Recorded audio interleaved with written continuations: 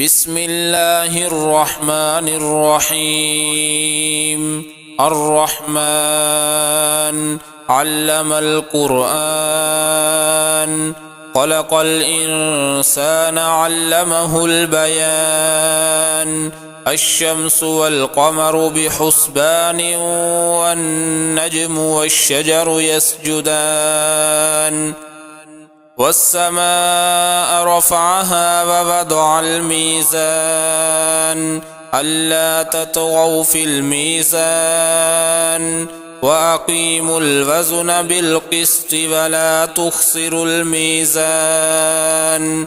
والأرض وضعها للأنام، فيها فاكهة والنخل ذات الأكمام، والحب ذو العصف والريحان.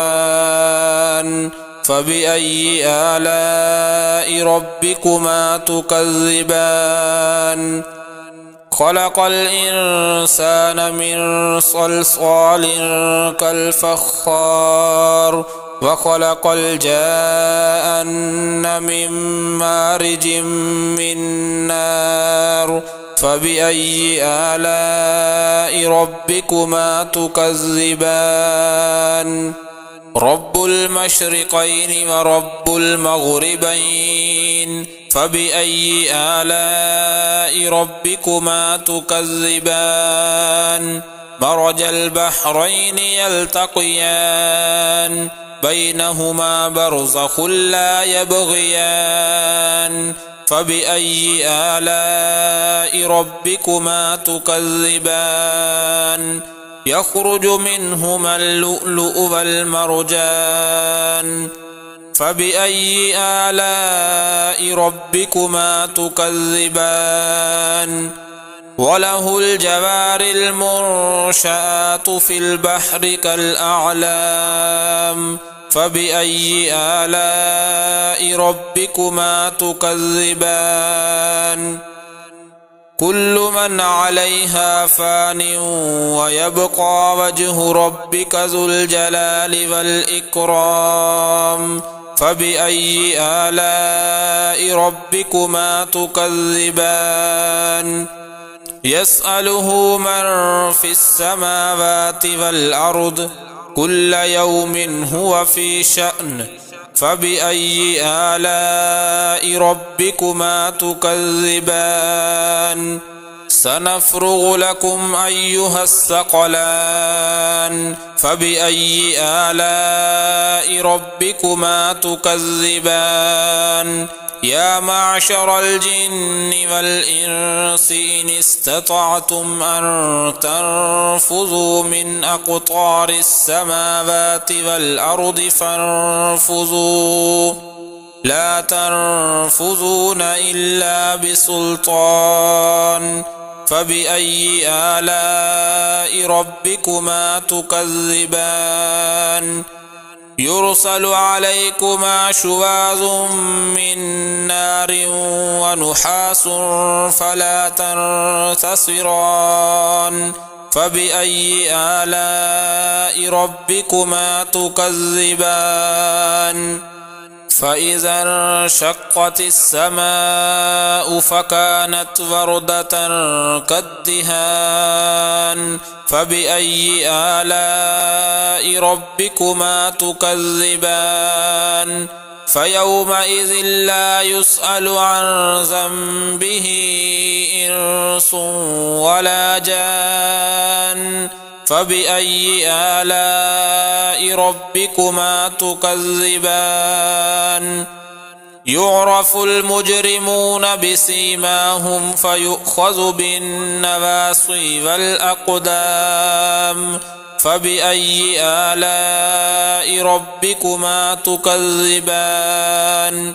هذه جهنم التي يكذب بها المجرمون، يطوفون بينها وبين حميم آن. فبأي آلاء ربكما تكذبان؟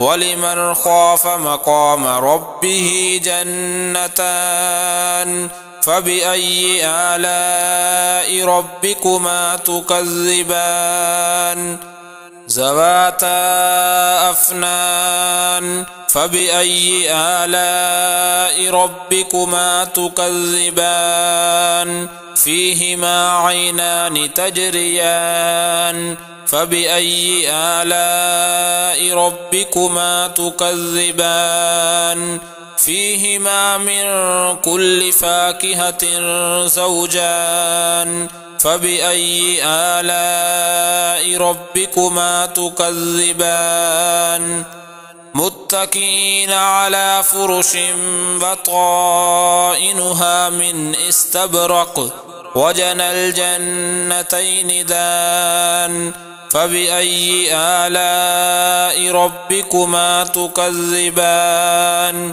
فيهن قاصرات الطرف لم يطمثهن إنس قبلهم ولا جان فبأي آلاء ربكما تكذبان كأنهن الياقوت والمرجان فبأي آلاء ربكما تكذبان هل جزاء الإحسان إلا الإحسان فبأي آلاء ربكما تكذبان